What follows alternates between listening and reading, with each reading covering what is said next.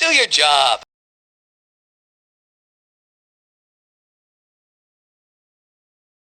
Craig Wilkerson from Anaheim, California. I got my fight coming up. It's on the 24th. That's, 11 days out now. This fight has been different than most of my other ones. Changed my training regimen. I was training with a different strength and conditioning coach. For this fight, I switched to another guy.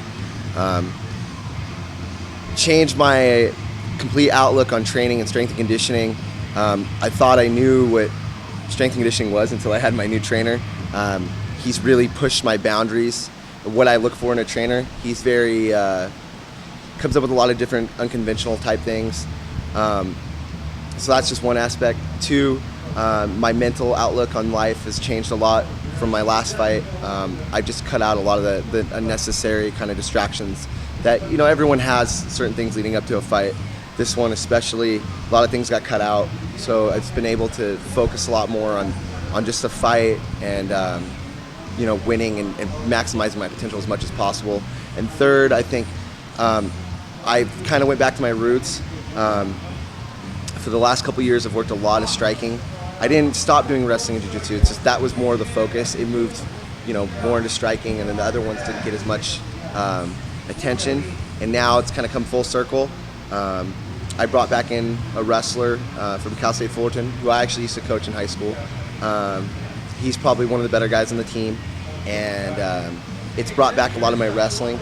And I've been seeing it kind of translate, not just with the wrestling, it's translating into my jiu-jitsu as well as my striking, because it's bringing back some of my speed and my quicker reflexes. Who is it that you're fighting? I'm fighting Fernando Bottega. I don't really know that much about him. I know he's from shootbox.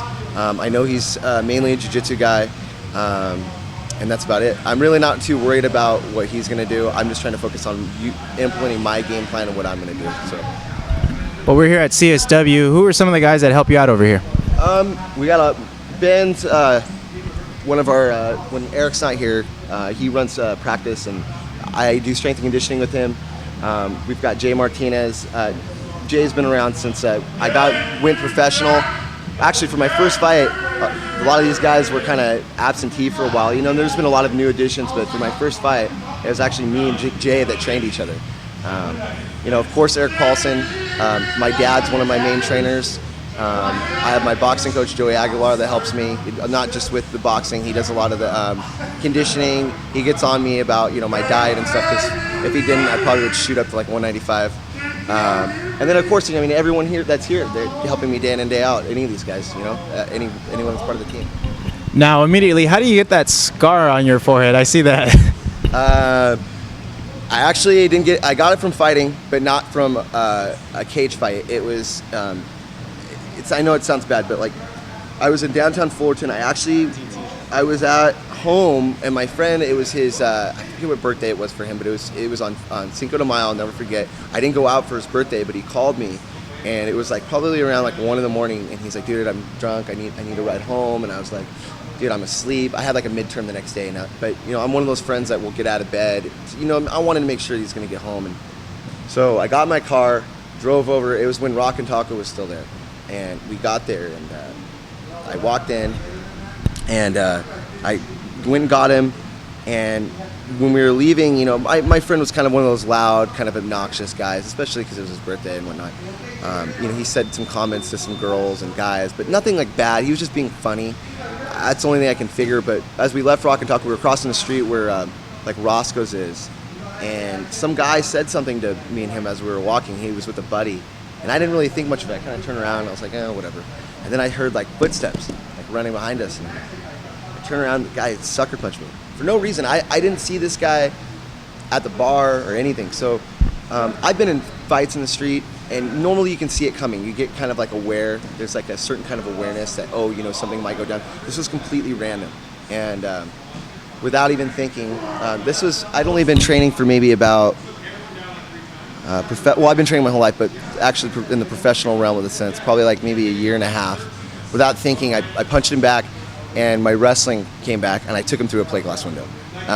The plate glass window, it's called the Gelato Cafe. It used to be an old bookstore, and You know what? I actually remember seeing that broken window because I'm from here in Fullerton. I remember that. That would be me. So yeah, I took him through the window, ended up on top of him, started elbowing him. Guy didn't know how to defend himself, and he was screaming in pain. But the next thing I knew, blood was squirting out everywhere. I had to get off of him, and he jumped out through the window. And actually, my buddy choked out his friend.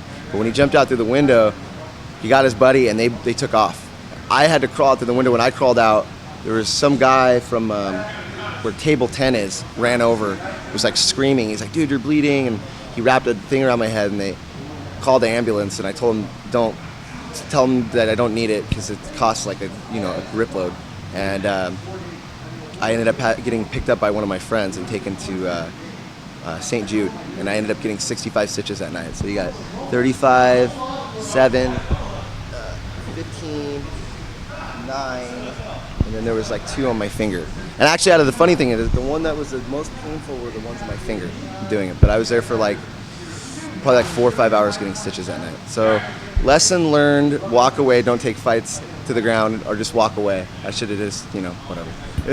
Well, good luck on your fight, and we look forward to you getting the victory. Thank you.